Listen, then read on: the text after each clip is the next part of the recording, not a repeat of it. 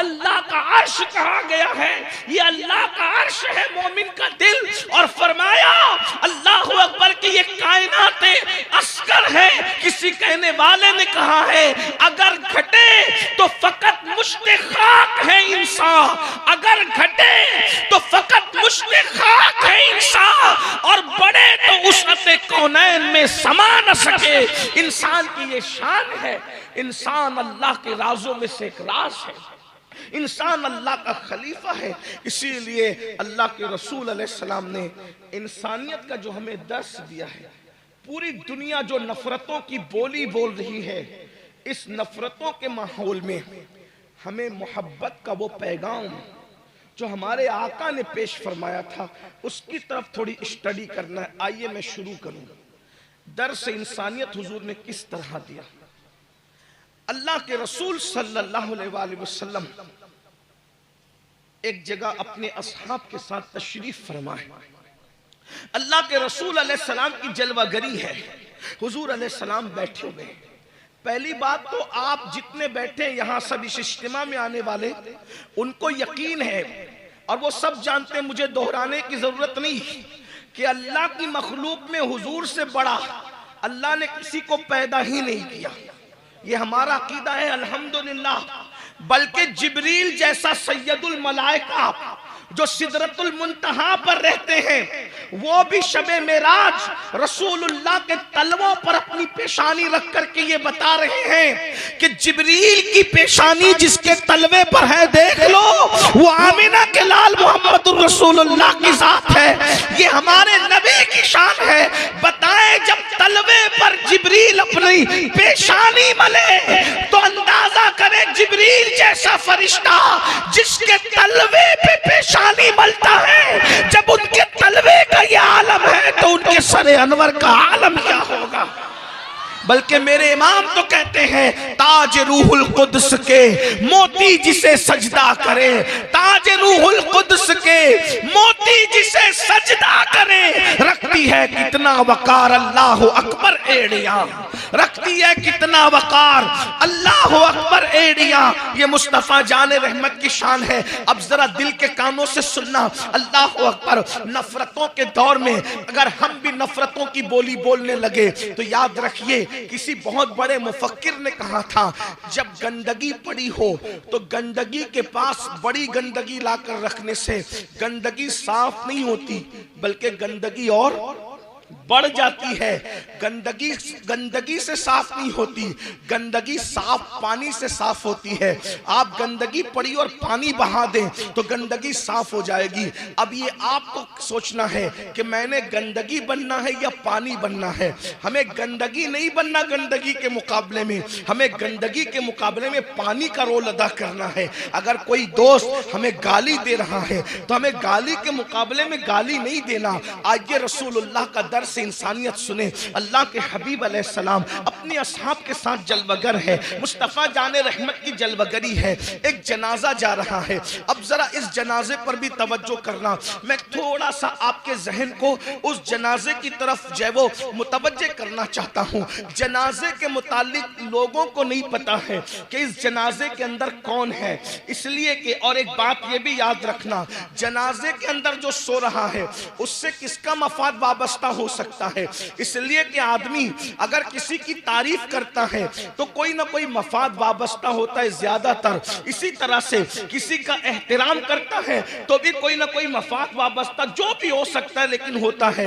लेकिन एक मुर्दा है, जनाजे में है, वो देख भी वैसे नहीं पा रहा है जैसे जिंदा आमतौर पर देखता है। मैं मुर्दे की रूहानियत की बात नहीं कर रहा हूँ, जाहिरी आंखों की बात कर रहा हूँ। अल्लाह अकबर। बहरहाल जनाजे के अंदर मुर्दा सोया है, जनाजा लोग लेकर के जा रहे हैं, लेकिन मेरे और तुम्हारे नबी उस जनाजे को देखकर उठकर खड़े हो गए। अल्लाह के रसूल अलैहिस्सलाम जनाजे को देखकर उठकर खड़े हो गए। मैं नासिक और मंसूख का भी कोई जिक्र नहीं कर रहा हूँ, सिर्फ अखलाक मुस्तफ़ा का तस्करा कर रहा हूँ। इस हदीस को अल मौजमुल कबीर के अंदर लिखा गया है। अल्लाह अकबर। अब तवज्जो फरमाए, अल्लाह के रसूल अलैहिस्सलाम एक जनाजे को देखकर उठकर खड़े हो गए। सहाबा किराम ने अर्ज किया, या रसूल अल्लाह सल्लल्लाहु अलैहि वसल्लम, हमारे माँ बाप आप पर कुर्बान, आका ये बताए कि आप क्यों उठकर खड़े हो गए, किसकी वजह से उठकर खड़े हुए? तो अल्लाह के हबीब अलैहिस्सलाम ने उस जनाजे की तरफ इशारा किया और इरशाद फरमाया कि ये जनाजे के लिए मैं उठ करके खड़ा हो गया, जनाजे की खातिर उठकर खड़ा हो गया। कहने वालों ने अर्ज किया, ए अल्लाह के सच्चे रसूल, इस जनाजा, ये जो जनाजा है वो किसी मुसलमान का जनाजा नहीं है, ये जनाजा तो फुला फुला काफिर का जनाजा है, ये जनाजा तो फुला फुला काफिर का जनाजा है। अल्लाह के रसूल अलैहि सलाम ने जवाब क्या दिया? जनाजे में काफिर है मगर है तो इंसान। तवज्जो करें आप जनाब, मैं फिर कह रहा हूं, उलमा से तवज्जो चाहते हुए कि नासिक व मंसूख का जिक्र मैं नहीं कर रहा हूं, मैं सिर्फ ये अर्ज करना चाहता हूं कि अल्लाह के हबीब अलैहिस्सलाम ने दुनिया को इंसानियत के हवाले से सोच क्या दी है, वहां तक किसी की सोच पहुंच ही नहीं सकती जो अल्लाह के रसूल अलैहिस्सलाम ने पेश फरमाई है। फरमाया काफिर है लेकिन है तो इंसान।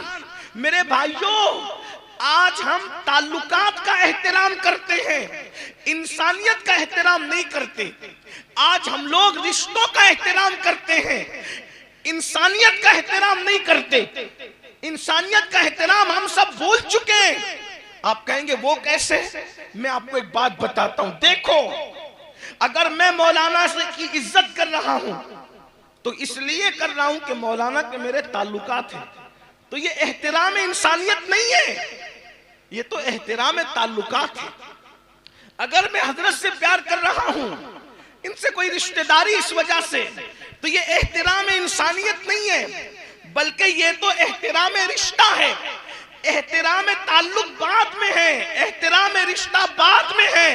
इस्लाम पहले सिर्फ एहतराम इंसानियत की बात करता है और मोहब्बत इंसानियत की बात करता है।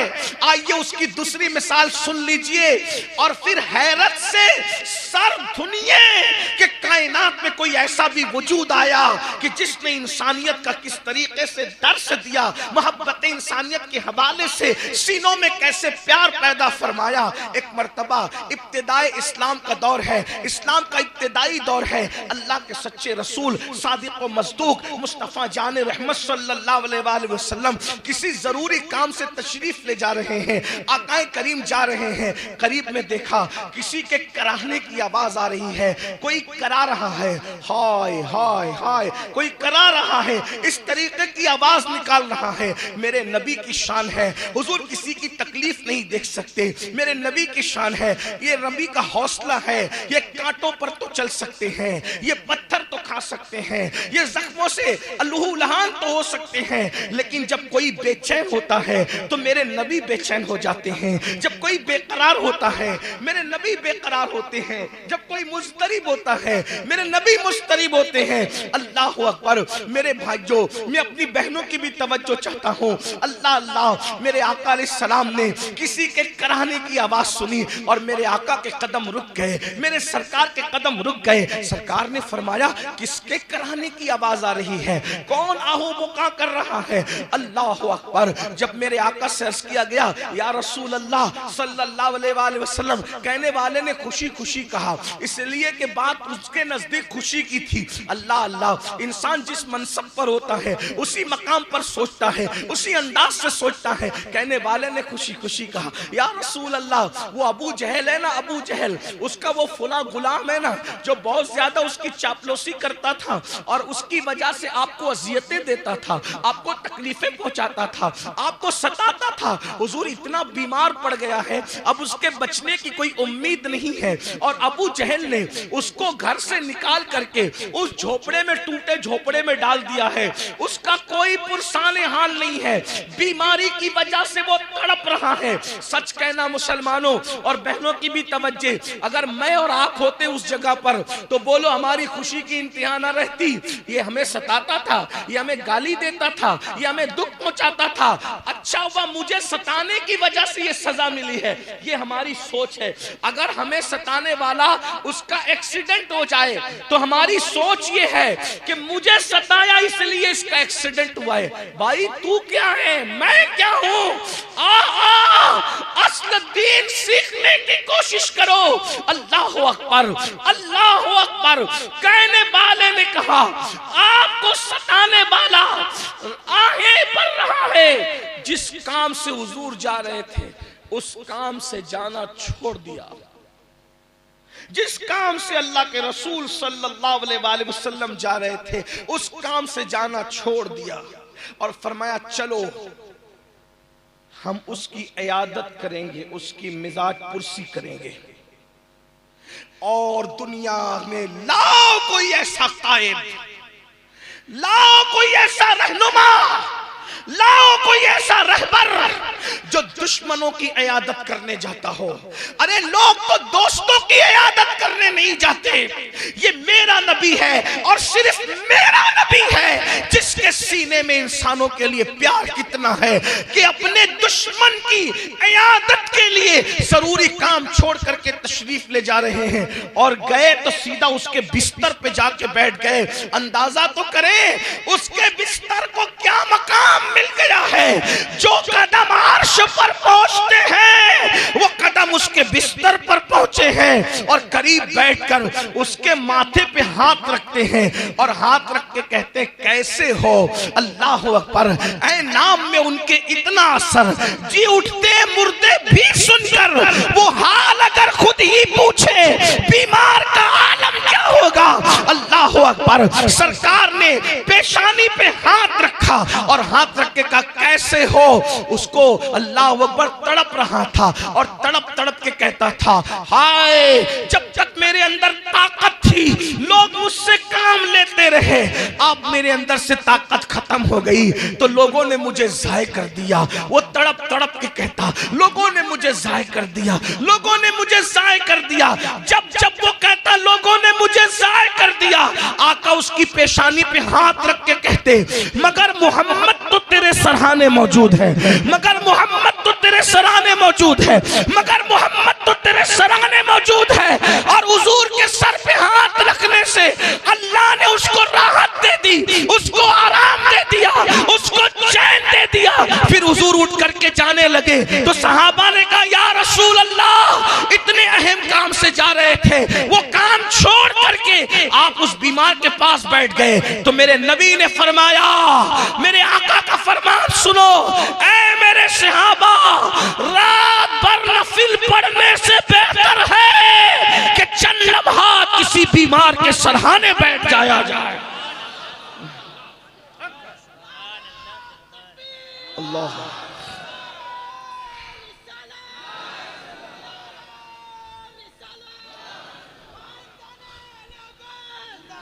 मैं आपसे एक सवाल करता हूं भाइयों, मेरी बात को गौर से सुनो। बताओ क्या हमारे अंदर यह एहतराम इंसानियत मौजूद है? आज हमारा पड़ोसी हमसे तंग है, सच कहना पड़ोसी लोग हमसे खुश नहीं है। अरे पड़ोसी तो पड़ोसी, हमारी बीवी हमसे खुश नहीं है, हमारे बच्चे हमसे खुश नहीं है, क्योंकि हम इंसानियत हमारे अंदर रही नहीं। सुबह उठते माँ बहन की गाली बीवी बच्चों को देते, क्या इंसानियत है भाइयों? इंसानियत का दर्स क्या है? बिला वजह किसी इंसान की तरफ पीठ भी मत करो।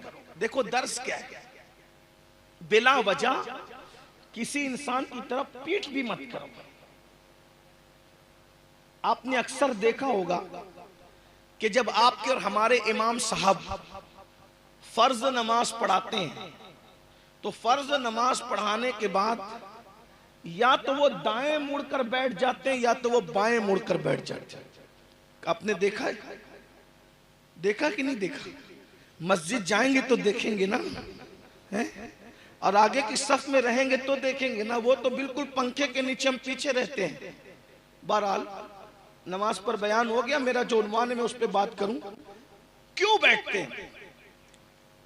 मैं अगर गलती करूं तो हमारे उलमा मेरी इस्लाह करेंगे। 90% पब्लिक का जहन यह है कि उस तरफ मदीना मुनव्वरा है इसलिए बैठते हैं। देखिए नीयत तो हमारी ये भी होती है, लेकिन दाएं तरफ सिर्फ मुड़ने का हुक्म नहीं है, बल्कि दाएं भी मुड़ सकते हैं और बाएं भी मुड़ सकते हैं। तो दाएं तरफ तो मदीना मुनव्वरा है, लेकिन फिर बाएं क्यों? दोनों तरफ की इजाजत है। वजह तो मैं ये इनकार नहीं कर रहा हूं कि मदीने मुनव्वरा की ताज़ीम, ये इनकार नहीं है, लेकिन असल जो मुड़ने की वजह है, क्योंकि हुजूर खुद भी मुड़ते थे, तो हुजूर अलैहिस्सलाम किस वजह से मुड़ते थे? भाई हम तो मुड़ रहे चले मदीना मुनव्वरा, लेकिन हुजूर किस वजह से? वो तो जाने मदीना मुनव्वरा, बल्कि जिसकी वजह से मदीना खुद मदीना हुआ है। वरना मदीना कब मदीना था? मदीना तो यसरब था, यसरब, फिर वो मदीना कैसे हो गया?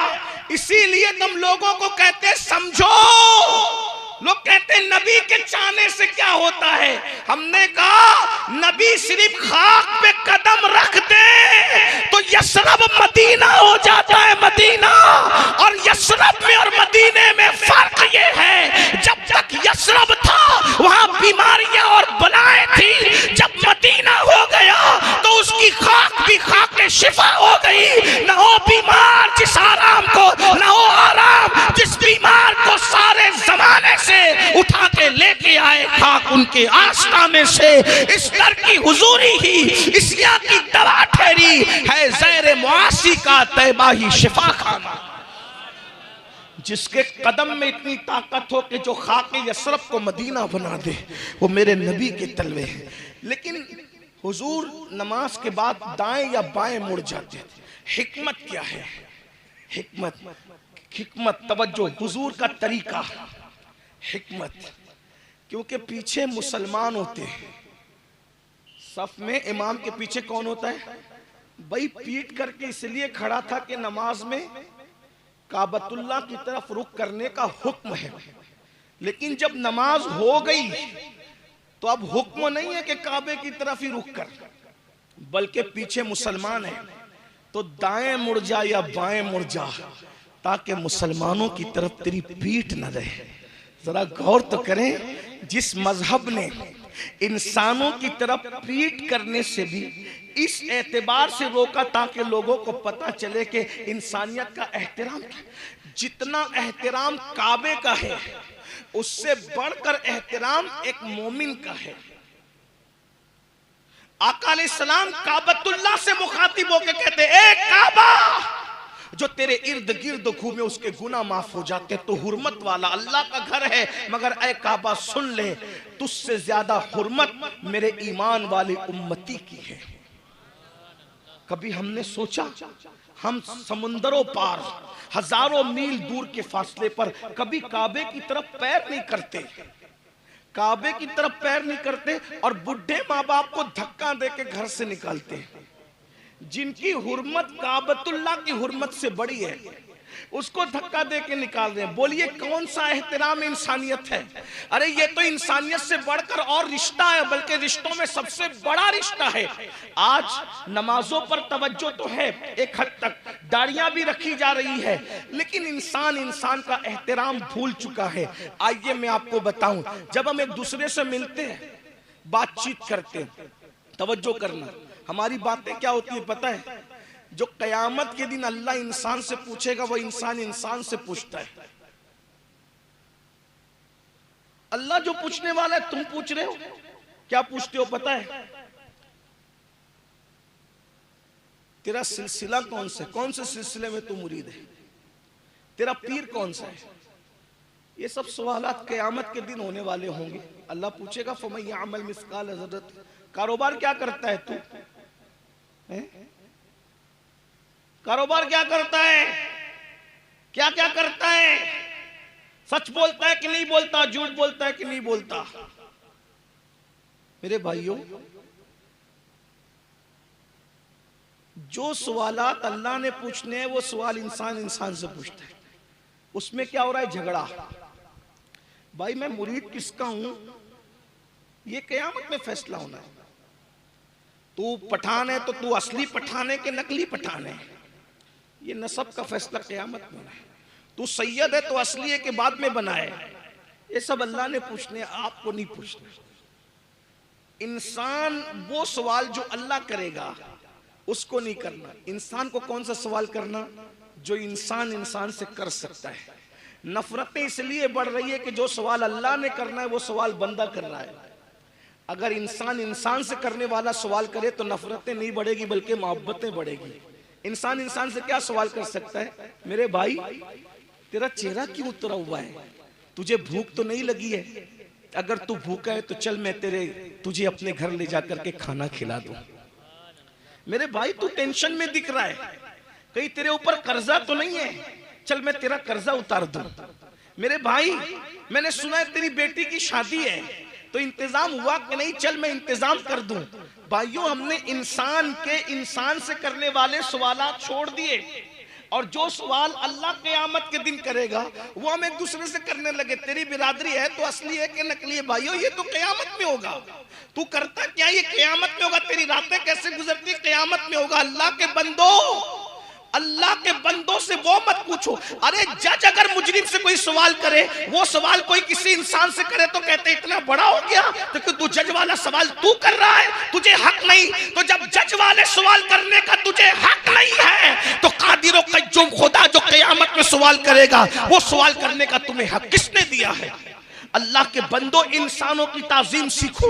आइए मैं अपनी गुफ्तगू को समेटते हुए अब आपके सामने कुछ बातें रखना चाहता हूं ताकि दर्स इंसानियत सीख लो, इंसानियत का दर्स सीख लो। आज इंसानियत सिसक रही है, मोहब्बतें नापैद है। मेरे भाइयों हमने नमाज पर तकरीरें सुनी है, मैंने भी बहुत की, आपने मेरी बहुत तकरीरें सुनी, रोजे पे तकरीरें सुनी होगी। इसी तरीके से आपने नवाफिल की फजीलत पर, तहज्जुद पर, बहुत सारे चीजों पर। लेकिन आइए आज इंसानियत के साथ आज हम एक दूसरे का दिल तोड़ते हैं, ख्याल नहीं होता, झिड़कते हैं ख्याल। एक बात आपको बताऊं, हम आला हजरत की बात बहुत करते हैं, लेकिन आला हजरत के साथ भी हम चीटिंग करते हैं। क्यों चीटिंग करते हैं पता है? जो बातें हमें पसंद है वही आला हजरत की लेते हैं, और जो हमारे नफ्स पे गिरा गुजरती है हम उसको छोड़ देते हैं, ऐसे कि जैसे हमने सुना भी नहीं पढ़ा भी नहीं। देखिए अब आला हजरत क्या कहते हैं, सुनिए। आला हजरत अलैहिर्रहमा लिखते हैं कि किसी आशिक रसूल को, किसी मुसलमान को, मोमिन को, खुशअकीदा को बेवकूफ कहना भी हराम है। अब जरा तवज्जो करें, क्या क्या कहते हो ये तुम जानो, लेकिन मसलक आला हजरत क्या है वो जरा देखो। किसी खुशअकीदा मुसलमान को बेवकूफ कहना भी हराम है। अब बहुत गहराई से इसको सुनना, क्योंकि ये गुफ्तगू सुनने से ज्यादा समझने से ताल्लुक रखती है। और आप लोग क्या क्या कह जाते हो, माँ की, बहन की, इसकी उसकी, पता नहीं कितनी गालियां निकालती। ये मसलक में तो बेवकूफ कहना भी खुशअकीदा मुसलमान को हराम पाया। लोग कहते हैं आला हज़रत बड़े शिद्दती थे। मैंने कहा जो शिद्दती होगा ये बात करेगा? वो शिद्दत जरूर करते थे मगर उनके लिए जिनके लिए कुरान ने हुक्म दिया, और उनका दिल मोम से ज्यादा नर्म था उनके लिए जिनके लिए कुरान ने कहा रहमाउ बैनहुम। मुसलमानों ये दर्स इस्लाम सीख लो, 90% झगड़ों का खात्मा हो जाएगा। आज अपनी बीवियों को मार रहे लोग, तलाक की धमकियां दे रहे लोग, 3-3 बच्चे होने के बाद अपनी बीवियों को लोग तलाक दे रहे हैं। जालिमों, किसी का हुस्न, किसी की जवानी से मुकम्मल लुत्फ अंदोज होने के बाद 3-3, 4-4 बच्चों के बाद जब किसी औरत को तलाक दोगे तो सोचो उसकी रातें कितनी सिसकियों के साथ निकलेगी, किस कदर करवटें बदल कर वो रातें गुजारेगी। याद रखना, और अच्छी तरह ये जुमला याद रखना, सैयदुस सादात मौलाए कायनात सैयदना अली मुर्तजा करमल्लाहु ताला वजहुल करीम ने फरमाया, अल्लाह काफिरों को तो मोहलत दे देता है लेकिन अल्लाह जालिमों को मोहलत नहीं देता। जुल्म मत करो। आज कौम की बेटियां तलाक पाती हैं तो तलाक पाने के बाद उनको कौन मुंह लगाएगा, उनसे कौन रिश्ता करेगा, उनसे कौन निकाह करेगा। मेरे भाइयों 30-30, 35-35 साल की बच्चियां जब कुंवारी बगैर रिश्ते के घरों में बैठी हुई है तो ये तलाकशुदा औरतों को कौन अपने साथ रखेगा। अल्लाह अकबर। और उस बाप के दिल से पूछ जिसकी बेटी तलाक पा करके बाप के के घर आती है उसके लिए कितना पहाड़ वाला गम होता है। अल्लाह अकबर। अंदाजा तो फरमाए ये तलाक की नहूसत उम्मत मुस्लिमा में जड़ पकड़ती जा रही है। बिला वजह तलाक, घर से इजाजत के बगैर निकली तो तलाक, सालन में नमक ज्यादा हो गया तो तलाक, इस पर तलाक। मेरे भाइयों सुन लो, किसी पे जुल्म मत करो। हदीस पाक का मफहूम है अगर तुमने किसी चिड़िया पे भी जुल्म किया होगा तो क़यामत के दिन तुम्हारे आमाल अकारत कर दिए जाएंगे। जब चिड़िया पे किया जाने वाला जुल्म इंसान को जहन्नम तक ले जाता है तो जिसने जुल्म किया होगा अपनी बीवियों पर, आज सबसे ज्यादा मजलूम तबका अगर मुस्लिम माशरे में कोई है तो उसको औरत कहते हैं। औरत खाना भी बनाए, औरत पानी भी भरे, औरतें कपड़े भी धुले, औरतें बच्चों को भी संभाले, औरतें घर का सारा काम काज करे। उसके बाद शौहर घर में आते तो 80% शौहरों का हाल ये है कि वो एक मुंह बीवी को सीधा देने के लिए तैयार नहीं। 90% शौहरों का हाल यह कि घर में आते तो सीधा मोबाइल में घुस जाते हैं, टीवी का मुंह पकड़ के बैठ जाते हैं। कौन देगा अपनी बीवियों को टाइम?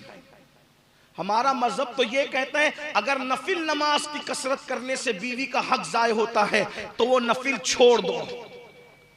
नफिल मुसल्ले पे पढ़ने से बेहतर है कि बिस्तर पर अपनी बीवी का हक अदा करो। मगर ये सब नहीं हो रहा है क्योंकि हमने दीन नहीं सीखा। हमने दीन चंद चीजों को समझा, टोपी, दाढ़ी, नमाज और नॉन वेज खाना। मुझे इनकार नहीं है इनकी अजमतों का, टोपी का, दाढ़ी का, नमाज का, मुझे इनकार। आप मुझे जानते हैं कि मैं इसको बार बार रिपीट करता हूं, लेकिन सुन लो, नमाजें भी जाय हो जाएगी उन लोगों की जिन्होंने अपनी बीवियों पे जुल्म किया। मेरे आका अलैहिस्सलातु व तस्लीम फरमाते हैं पहाड़ों जैसे आमाल लाएंगे लेकिन बीवी को गाली दी होगी, उस गाली की वजह से अल्लाह उनके आमाल को जाय कर देगा। सिर्फ माँ बाप को सताने पर अमल जाय नहीं होते, बीवी पे जुल्म से भी अमल जाय होते। आज तो बीवियों को नौजवान छोकरे सीरियल और फिल्म देखने की वजह से क्या समझ रहे, यूज करो छोड़ो। ये तो हाथ के लोग कहते हैं बीवी तो हाथ के रुमाल की तरह। मैंने कहा हमारे मजहब में हाथ के रुमाल की तरह नहीं है। हमारे मजहब में ना बीवी सर का ताज है, सर का ताज भी नहीं है, पैर की जूती भी नहीं है, हाथ का रुमाल भी नहीं है। मेरे अल्लाह ने औरत को बाएं पसली से, बाएं तरफ की पसली से जो दिल के करीब की पिसली है उससे पैदा किया और बताया ये दिल के करीब से पैदा की गई है, ये दिल में रखने की चीज है, इसको दिल में रखो। इसीलिए तो मैं लोगों को अक्सर कहता हूं, लोग हमें क्या ताना देते हैं बीवियों के बारे में। हम जितना प्यार करना जानते हैं उतना कोई जान ही नहीं सकता।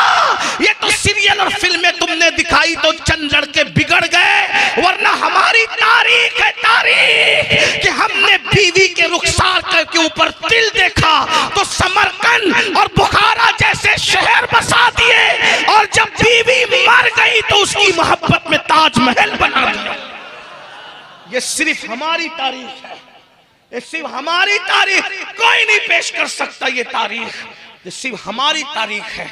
या और बहुत सी बातें मजनू हम में है, मजनू हम में है, लैला हम में है। ये दास्तान मोहब्बत की अनमिट नुकुश कभी मिट सकते हैं? नहीं मिट सकते। दास्तान इब्राहिम और हाजरा हम में है, दास्तान इब्राहिम और सारा हम में है। ये तवील दास्तान है लेकिन उसकी तरफ नहीं जाता। अर्ज क्या कर रहा था, किसी खुश अकीदा को बेवकूफ कहना भी हराम है। अब क्यों हराम है जरा सोचो, तवज्जो करना। हराम क्यों है? अब आला हजरत जब कोई जवाब दे दे तो ऐसा तो नहीं है कि दे दिया तो दे दिया, ये मसला नहीं।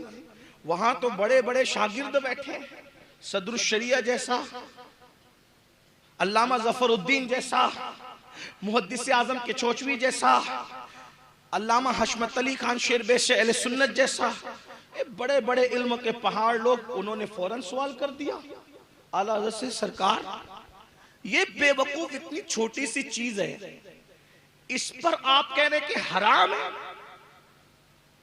भाई हराम के लिए तो कोई दलील चाहिए ना, ऐसे थोड़ी कोई भी चीज हराम हो जाती है।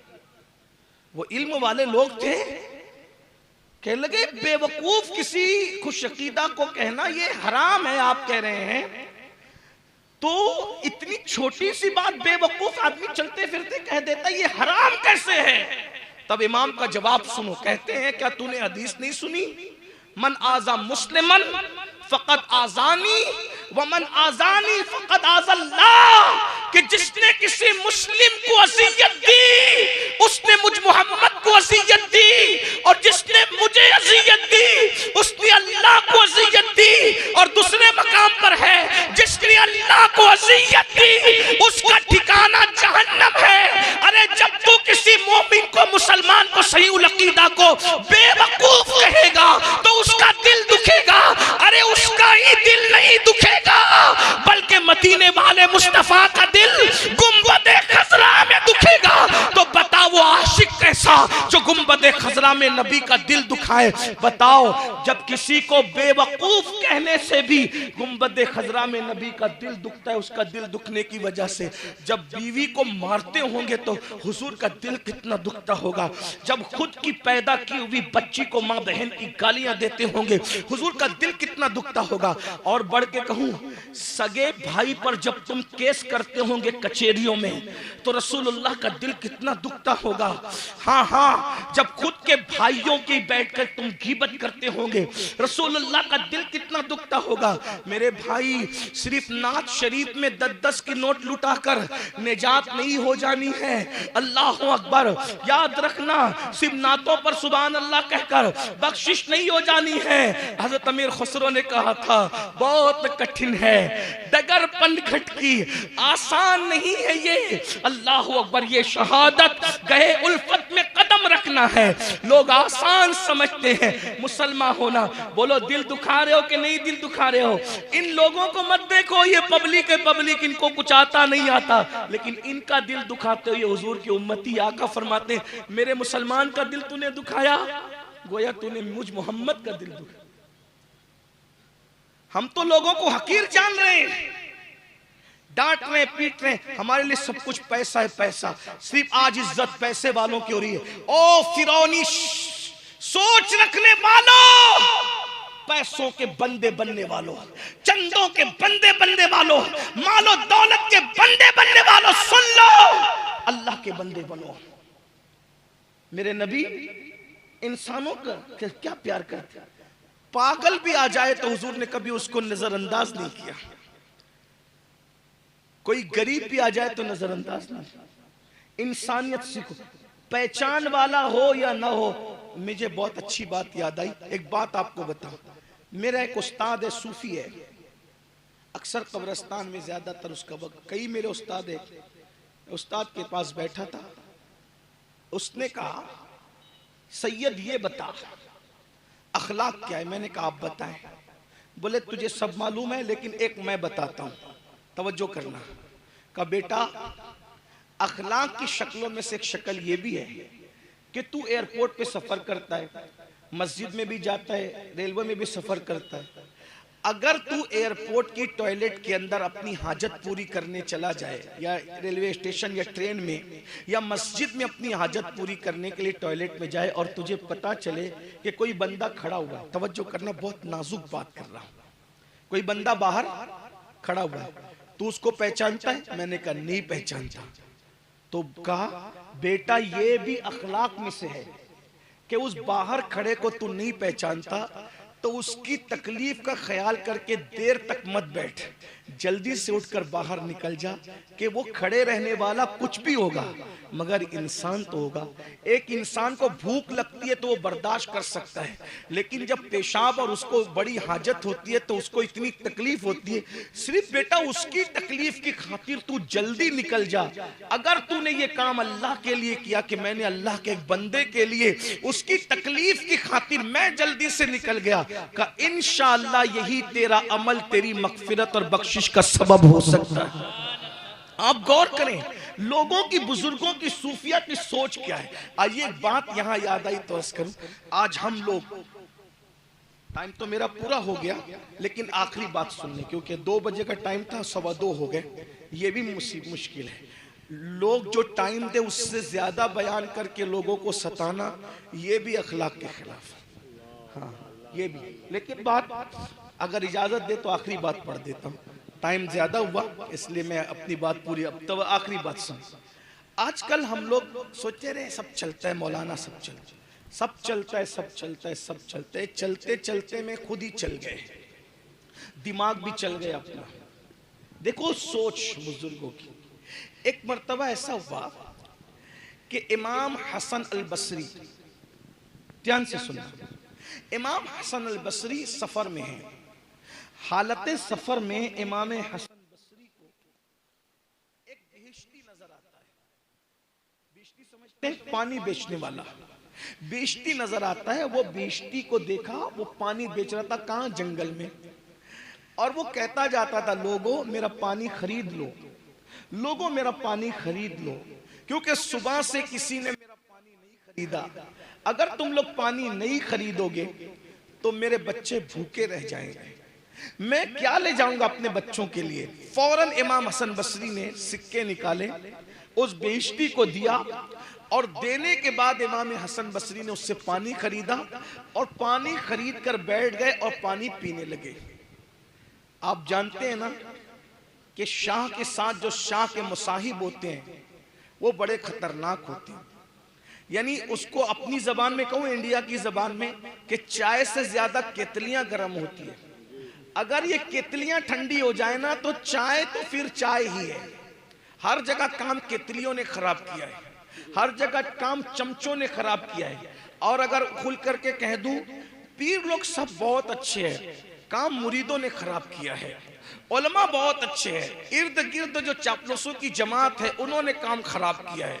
इधर से लाते हैं फजूल बकवास कान भरते हैं, उधर से लाते हैं झूठी बात लगाते हैं। बहुएं सास के पास आकर झूठी बात लगाती है, देवरानी के खिलाफ जिठानी, जिठानी के खिलाफ देवरानी। सास बहुत अच्छी है, बहुओं ने उसको बिगाड़ा है। उस्ताद अच्छा है, शागिर्दों ने उसको परेशान किया है। पीर बहुत अच्छे लोग हैं, मुरीदों ने सता करके जो वह इख्तिलाफ की जो है अल्लाह अकबर बड़ी बड़ी खंदकें खोदी है। आइए जरा, अगर हम अपने मुरीद की सुनने की बजाय, जुमले पे गौर करना, अगर हम अपने मुरीद की सुनने की बजाय अपनी मुराद की सुनने लगे, वाह वाह वाह वाह वाह वाह, वो मुरीद है, अल्लाह मुराद है ना। हमारी मुराद कौन है? अल्लाह है। तो हम मुरीदों की सुनने लगे, मुराद की सुनना बंद कर दिया, इसलिए हम नामुराद हो गए। अगर वाकई बामुराद होना चाहते हो तो उस अल्लाह की सुनो जो हमारी मुराद है, और हमारी ही नहीं सारे नबियों की मुराद है, सारे वलियों की मुराद है, सारे सहाबा की मुराद है। अल्लाह की सुनो, उसके महबूब की सुनो, उसका महबूब भी हमारी मुराद है। अरे मुराद ही नहीं, मेरा इमाम तो कहता है कि हमारा नबी जाने मुराद है। वाह वाह वाह, सुभान अल्लाह सुभान अल्लाह सुभान अल्लाह। जाने मुराद, काने तमन्ना कहूं तुझे, वो मुराद नहीं मुरादों की जान है। और आपसे भी कहता हूं, अगर यहां औरतें बैठी है, सास को बहुओं की सुनने की बजाय जाने मुराद की सुनना चाहिए। बेशक सुभान अल्लाह। देवरानी को जिठाने के बहकावे में आने की बजाय जाने मुराद पे तवज्जो करना। जो इधर की चुगली उधर, उधर की चुगली उधर लगा करके इख्तिलाफात पैदा करते, क़यामत के दिन वो भेड़िए की शक्ल में जहन्नम में जाएंगे। अगर चुगली पर कंट्रोल हो गया, गीबत पे कंट्रोल हो गया, हसद पे कंट्रोल हो गया, तो दुनिया में 90% झगड़े खत्म हो जाएंगे। और याद रखना, किसी की सुनो मत, अल्लाह की सुनो, उसके महबूब की सुनो। बहरहाल बेइज्जती कह रहा था मेरा पानी खरीदो, सुबह से किसी ने खरीदा नहीं है। अगर पानी नहीं खरीदोगे तो मैं घर क्या ले जाऊंगा? हजरत हसन बसरी जो मौला अली के मुरीद भी है, खलीफा भी है, पानी लिया, बैठ के पीने लगे। किसी करीब खड़े हुए शख्स ने कहा, सरकार सरकार। आपने उसकी तरफ देखा, आपका रोजा है ना हजरत, इस बेइज्जती के चक्कर में आपने रोजा तोड़ दिया। इमाम हसन अल बसरी ने उसकी तरफ देख के मुस्कुराया और इरशाद फरमाया, बेटा नफिल रोजा था, आज तोड़ दिया, इंशाअल्लाह कल उसकी कज़ा कर लेंगे। भाई रोजा तोड़ा है ना तो उसकी कज़ा कर लेंगे, लेकिन अगर इस मेरे भाई का दिल टूट जाता तो दिल तोड़ने की कज़ा मैं कब करता? रोजा तोड़ने की तो कज़ा हो गई, दिल टूटने की कज़ा कब करता है? दिल की बात आई है तो एक बात मुझे याद आई, जब आला हजरत अलैहिर्रहमत, बोल दूं ना, बोलूंगी नहीं, मैं दूसरे तीसरे निकाह को नाजायज और हराम नहीं समझता ना कहता, बल्कि मैंने तो तकरीर की है, लेकिन दिल की बात आई तो मुझे एक बात याद है। आला हजरत जब दूसरे सफर हज पे गए, पहले सफर हज पे गए वालिदैन के साथ, दूसरे सफर हज पे गए तो बीवी को भी साथ ले गए। बीवी साथ में थी, छोटे भाई साथ में थे, उज्जतुल इस्लाम भी जवान हो गए थे, वो भी साथ में थे। उसी में अद्दौलतुल मक्किया लिखी थी। तो मक्के और मदीने मुनव्वरा के उलमा उनसे इतना मुतासिर हुए कि मक्के के एक बहुत बड़े आलिम ने आला हजरत से कहा, मौलाना आपसे प्यार इतना हो गया यार कि दिल नहीं चाहता कि अब आपको जाने दें, लेकिन हिंदुस्तान में आपकी जिम्मेदारियां हैं, वो आप तो जाओगे, तो हम चाहते हैं कि कोई ऐसा काम हो जाए जिससे जाने के बाद भी अपना ताल्लुक बना रहे। तो हम चाहते हैं कि तुमसे रिश्तेदारी कायम कर लें, तुमसे रिश्ता बन जाए। ये जो मोहब्बतों के ज़बानी रिश्ते हैं ये दिल के रिश्तों में तब्दील हो जाए, खून के रिश्तों में तब्दील हो जाए, हकीकी रिश्तों में तब्दील हो जाए। तो उन्होंने क्या कहा कि मेरे घर में एक बेटी है, मैं अपनी बेटी का निकाह मौलाना तुझसे करना चाहता हूँ ताकि तू दामाद हो जाए, मक्का का हमारा दामाद हो जाए, और मोहब्बत का तकाजा ये है। आला हज़रत ने जवाब क्या दिया, जरा सुन लें, वो जवाब सुन लें। फरमाते हैं बिल्कुल ये तो अच्छी बात है, जायज़ भी है, कोई नाजायज़ नहीं, लेकिन इस सफ़र में रसूलुल्लाह की कनीज को साथ लाया हूँ। यहाँ कनीज से मुराद उनकी बीवी है, का रसूलुल्लाह की कनीज को साथ लाया हूँ, और सफ़र हज में, सफ़र मदीना में अगर दूसरा निकाह करूँगा तो मेरी बीवी का दिल टूट जाएगा, और उसका दिल टूटेगा तो कहीं रसूलुल्लाह के दिल को तकलीफ न पहुंच जाए, इसलिए दूसरा निकाह मक्के के आलिम की बेटी के साथ भी करना नहीं चाहता। इस वजाहत के साथ कि मैं दूसरे तीसरे निकाह को नाजायज और हराम नहीं कह रहा हूं, मेरी इस पे तकरीरें हैं, लेकिन सोच देखें। अब मैं यहाँ एक बात रखता हूँ और एंड करता हूँ बात। जब आला हजरत बीवी के दिल के ख्याल से कि उसका दिल टूटेगा तो कहीं हुजूर का दिल न दुख जाए, बीवी के दिल के ख्याल से दूसरी शादी नहीं कर रहे हैं, तो अब मसलके आला हजरत का नारा लगाने वाले मेरे जवानों, जब बीवी की मौजूदगी में दूसरी शादी इस डर से कि कहीं दिल न टूट जाए, जिसको बीवी के दिल का इतना ख्याल हो, तो हम लोग किस मसलक पर और किस फिक्र पर है? बीवी के होते हुए गली में किसी लड़की से हराम ताल्लुक, मोहल्ले में किसी भाभी से हराम ताल्लुक, किसी को तकना, किसी को देखना, किसी को उचकना, और अब तो जालिम यहां तक पहुंचे कि जिना तक हो रहे हैं। शादीशुदा औरतों से भी जिना हो रहा है। पार्कों में इसलिए जाया जा रहा है कि जिना करें, इल्ला माशाल्लाह पिकनिक पर इसलिए जा रहे हैं कि जिना करें। जरा सोचिए तो सही, कहां वो फिक्र कि एक हलाल काम छोड़ दिया कि बीवी का दिल ना दुखे, और हम हराम में मुब्तला हैं, और फिर हमारी जन्नत इतनी यकीनी और कंफर्म है, ये कहते हैं हम जन्नत में नहीं जाएंगे तो कौन जाएगा? तो दर से इंसानियत सीखो। अल्लाह के रसूल अलैहिस्सलाम सबसे पहले इंसानियत का दर्स देने के लिए तशरीफ लाए थे। बुजुर्गों ने रोजे तोड़ दिए भाइयों, रोजे सोचिए तो सही, किसी का दिल ना टूटे रोजे तो, और हम रोज दिल तोड़ रहे हैं। घर में आग लगी है, बच्चे हमसे नाराज है, बच्चे दबक जाते हैं घर में, अब्बा आने वाले, ये जालिमों की निशानी है। और लोग फक्र से कहते हैं मैं घर जाता हूं तो पूरा घर दबक जाता है। ओ फिरौनी सोच रखने वाले, ये जालिमों की निशानी है। घर वाले दबकना नहीं चाहिए, बल्कि फूल की तरह खिल जाना चाहिए। पहले से बीवी सोचे मेरा शौहर आ रहा है, मेरे मन की दुनिया का, मेरे मन की कायनात का राजा आ रहा है जो मुझे जी भर के प्यार देगा। बच्चे उछल कूद शुरू करना चाहिए कि अब्बू आ रहे हैं, अब हम उनके साथ खेलेंगे, बातें करेंगे, अपने मामलात उनसे शेयर करेंगे। लेकिन ये सब चीजें तो खत्म हो गई। नफरत नफरत और सिर्फ नफरत। कौन सा तुमने मियार कायम कर लिया? क्या अल्लाह के रसूल की जिंदगी भूल गए? सफरे के अंदर अल्लाह के रसूल उम्मुल मोमिनीन सैयदा आयशा से कहते, आयशा चलो आज हम दौड़ लगाएंगे। पूरे काफिले को आगे भेज दिया और कहा आज हम दौड़ लगाएंगे। वो रसूल जिब्रील जिसके पीछे थक कर रह जाएं, वो रसूल सिर्फ अपनी बीवी का दिल खुश करने के लिए दौड़ लगाते हैं और दौड़ में पीछे रह जाते हैं और उनको आगे कर देते हैं ताकि उनका दिल खुश हो जाए। सुभान अल्लाह। हम ये दर्स भूल गए, दर्स हम फरामोश कर गए। इस सुन्नी इज्तिमा का मकसद ये है, इंसानियत का दर्स सीखो।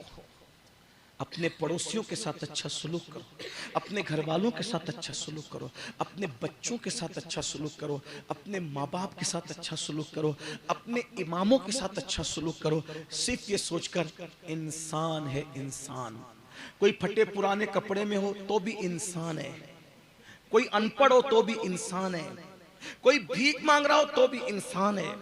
इंसान इंसान। बल्कि ये भी कह दूं, अगर कोई काफिर भी हो तो भी इंसान है। जितनी छूट इस्लाम ने दी है उसके साथ हुस्न सुलूक करने की, हुदूद इस्लाम में रहकर उसके साथ उतना अच्छा सुलूक कर सकते हो तो करो। क्या भूल गए अल्लाह के रसूल अलैहिस्सलाम काफिर जब आते, बड़े बड़े सरदार उनके लिए अपनी चादर बिछा देते और उन दुश्मनों को कहते बैठो इस चादर पर। काफिर बनकर आते और रसूलुल्लाह की इस अखलाक को देखकर मोमिन बनकर वहां से जाया करते थे। भाइयों आओ नफरतों के इस माहौल में मोहब्बतों का माहौल कायम करें। इंसान इंसान को प्यार दे, गिव एंड टेक। मोहब्बत तलब करोगे, मोहब्बत बांटोगे तो मोहब्बत मिलेगी, प्यार बांटोगे तो प्यार मिलेगा। हमारे यहाँ ये तालीम है, कांटों के मुकाबले में कभी कांटे मत बिछाना वरना पूरी दुनिया कांटों से भर जाएगी। कांटों के मुकाबले में फूल बिछाना सीखो।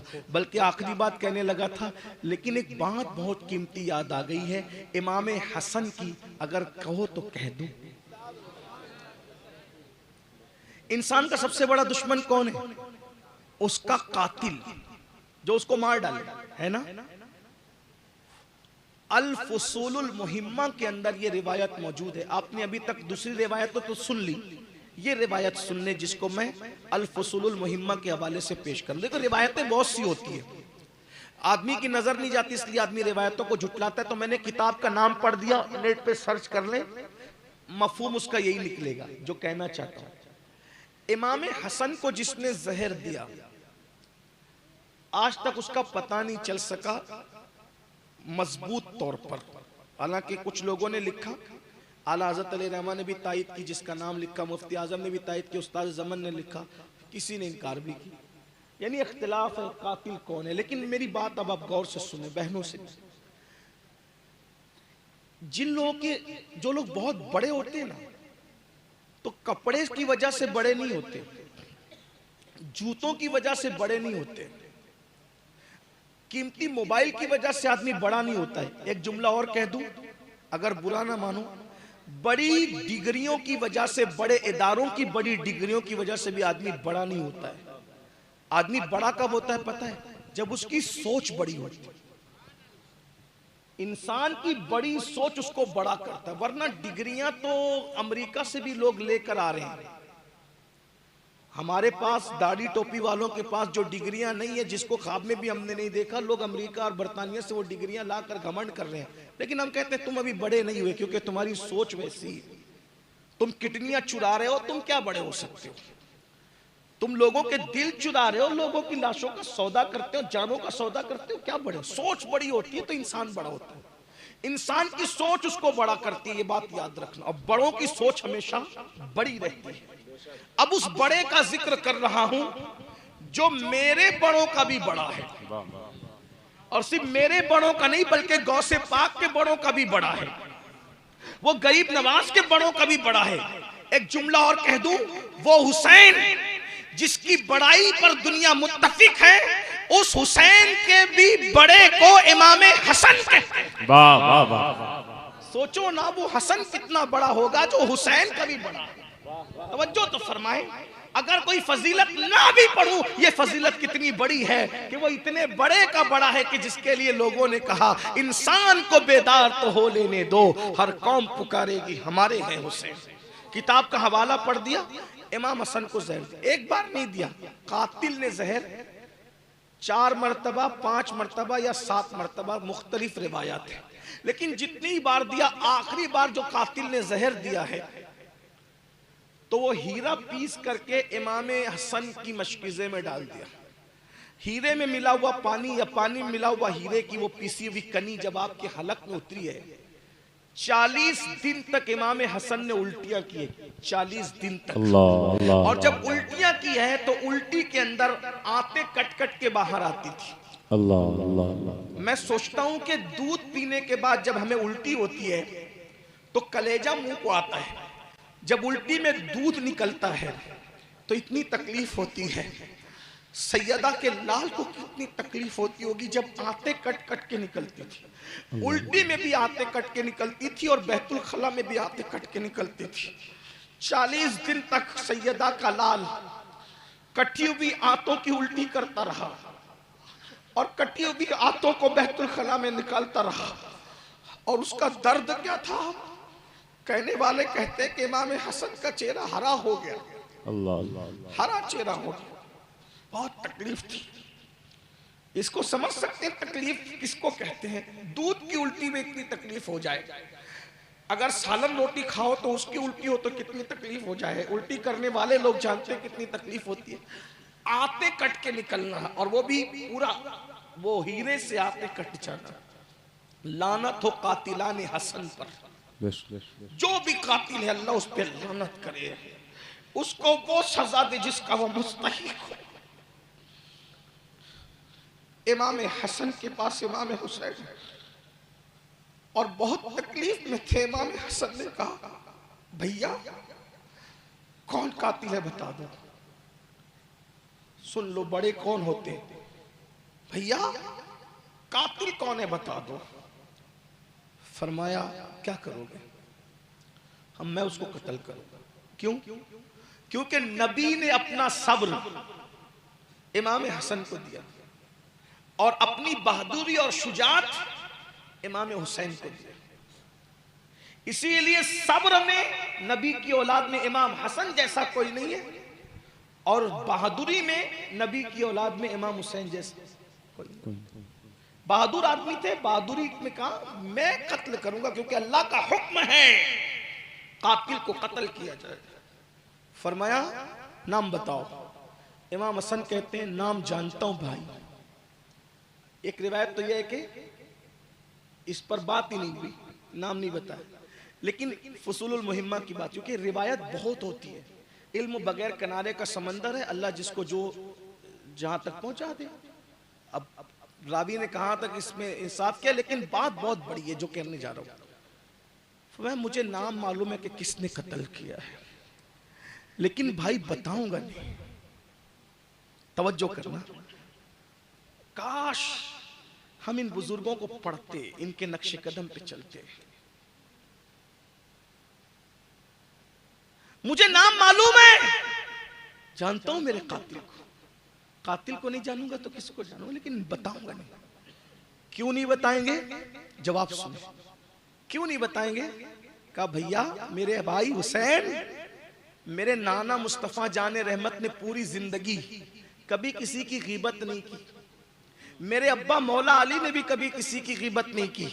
मेरी अम्मा सैयदा फातिमा ने भी कभी किसी की गीबत नहीं की।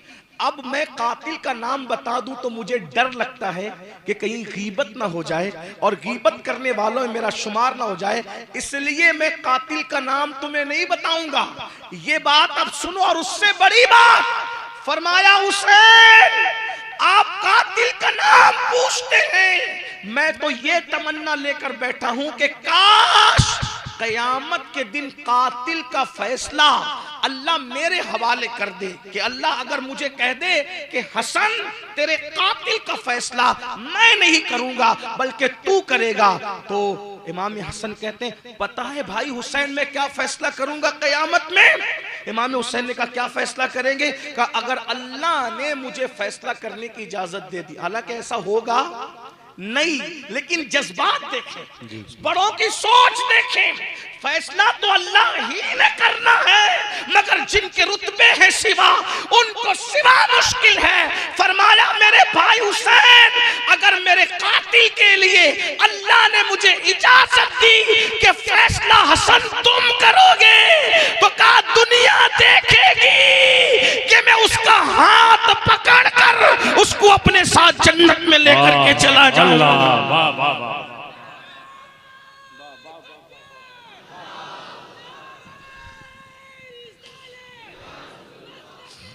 हालांकि फिर कह रहा हूं ऐसा होगा नहीं, ये तो होना नहीं, लेकिन इनकी सोच पता चलती है।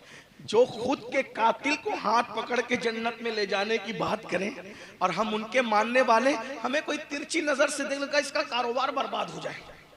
कोई हमसे लड़ ले तो बोले तेरे मुंह पे मरते वक्त कलमा ना आए। किसी के कुफ्र की तमन्ना करने वालों, पूछो मुफ्तियों से, अगर तुम किसी के काफिर बनने की तमन्ना करोगे तो वो तो काफिर बने ना बने, लेकिन तुम पर खुद कुफ्र आएगा। क्या बद्दुआएं करते हो कि उस पे कलमा ना आए और ये ना हो? नहीं भाई, अपना काम ही नहीं है। आज से पहले जिसके साथ जो हुआ सिर्फ इस वजह से भूल जाओ कि अगर मैं बदला लूंगा तो हुजूर का दिल दुखेगा।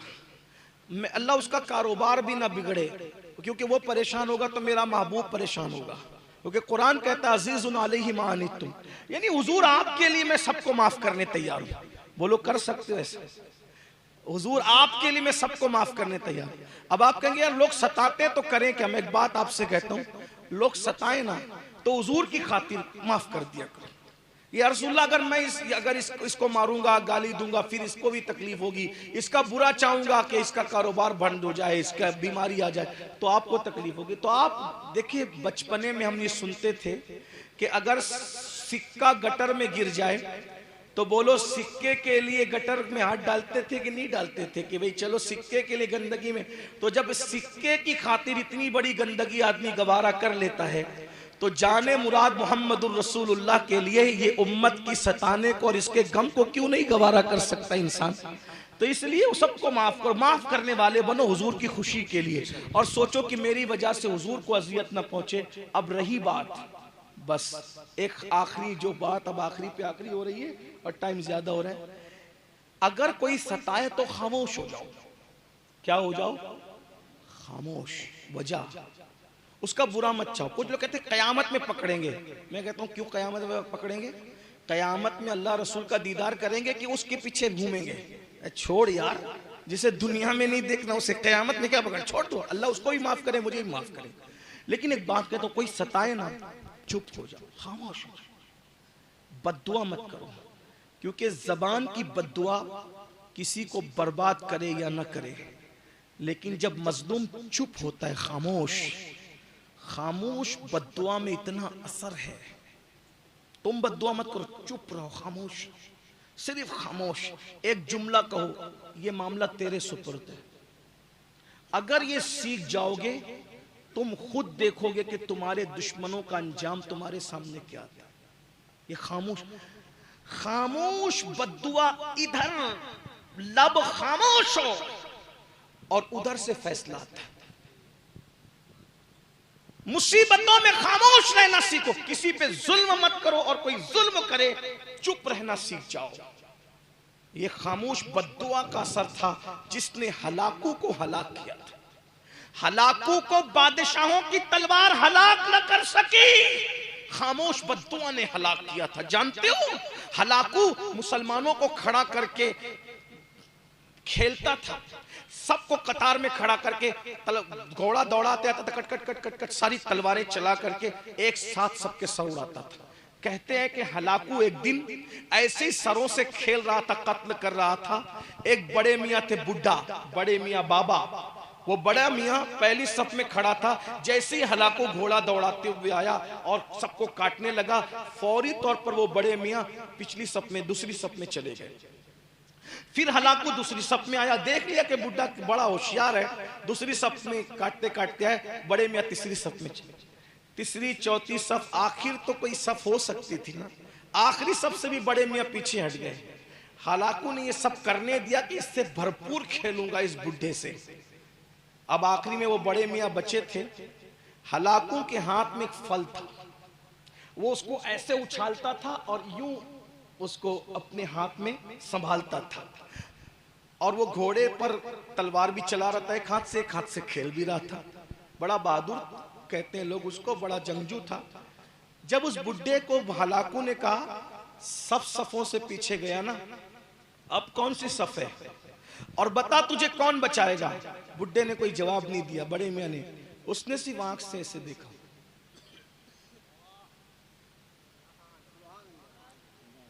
ये मुसीबत में यूं देखना ये बहुत बड़ी चीज है, लेकिन यकीन होना चाहिए। बस मुसीबत में यूं देखो, जल्दी मत देखा करो, लेकिन जब देख लिया किसी वाकई अल्लाह वाले ने, यूं हलाकू ने उसको कहा कौन बचाएगा, खामोश।